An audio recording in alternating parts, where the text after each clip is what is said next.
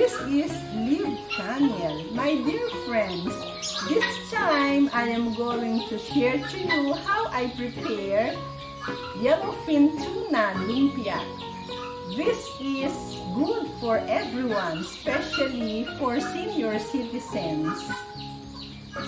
The ingredients we need, of course, a cup of tuna flakes, a piece of egg, 1 cup of amaranth leaves or kulitis in Filipino, 1 medium red onions, sliced thinly, 1 teaspoon ground black pepper, salt, cooking oil, and of course lumpia wrappers. How to do it? We are going to mix all together the ingredients. Very simple.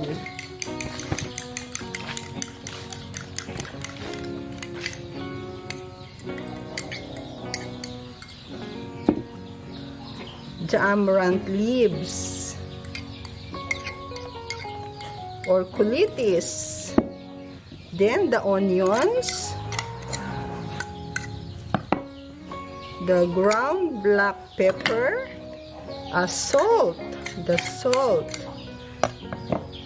So we will just mix all together, and then we will wrap in the lumpia wrapper. So it's very simple and very easy. Okay, we are going to wrap in the lumpia wrapper.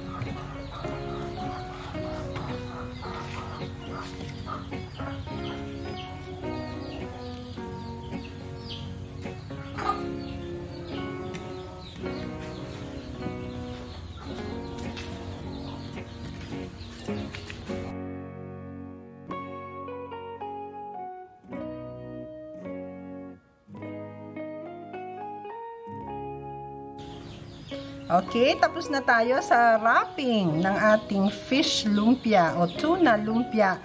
Now, let us cook. Okay, now I will pour the cooking oil in our cooking pan. Once it gets hot, ilalagay na natin ang ating tuna lumpia. Okay, mainit na ang ating cooking oil. Ilalagay ko na yung ating fry basket.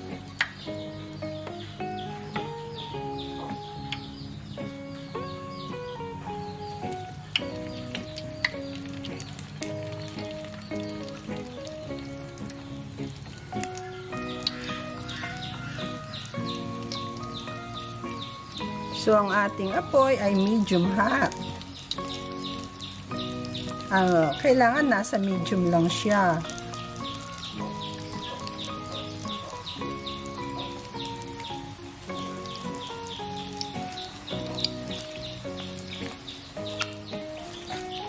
Okay, let us wait until they become golden brown.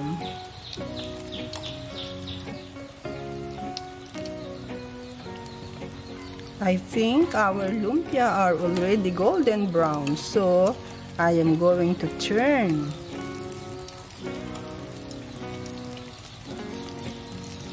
Yan, golden brown na siya.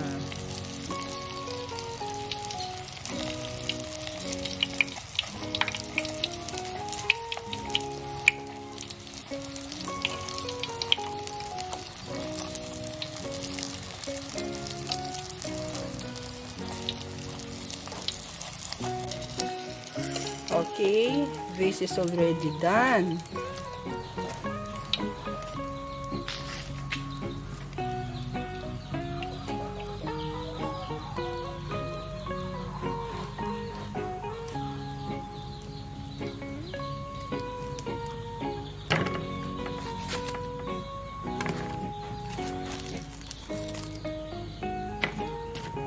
Let us cook another set.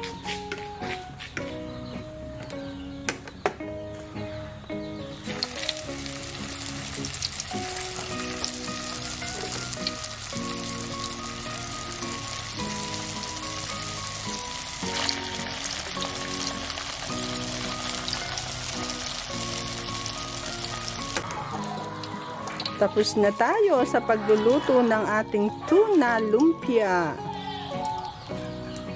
Let's eat!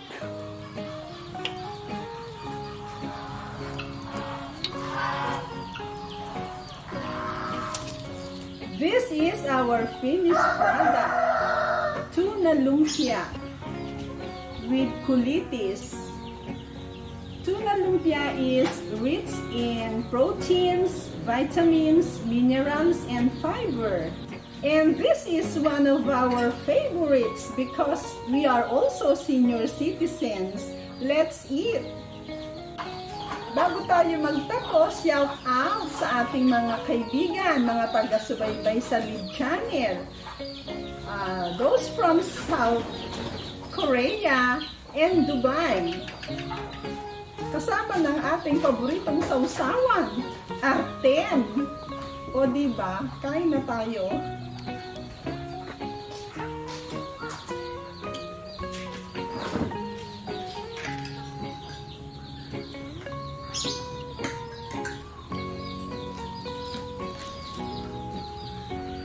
Sarap.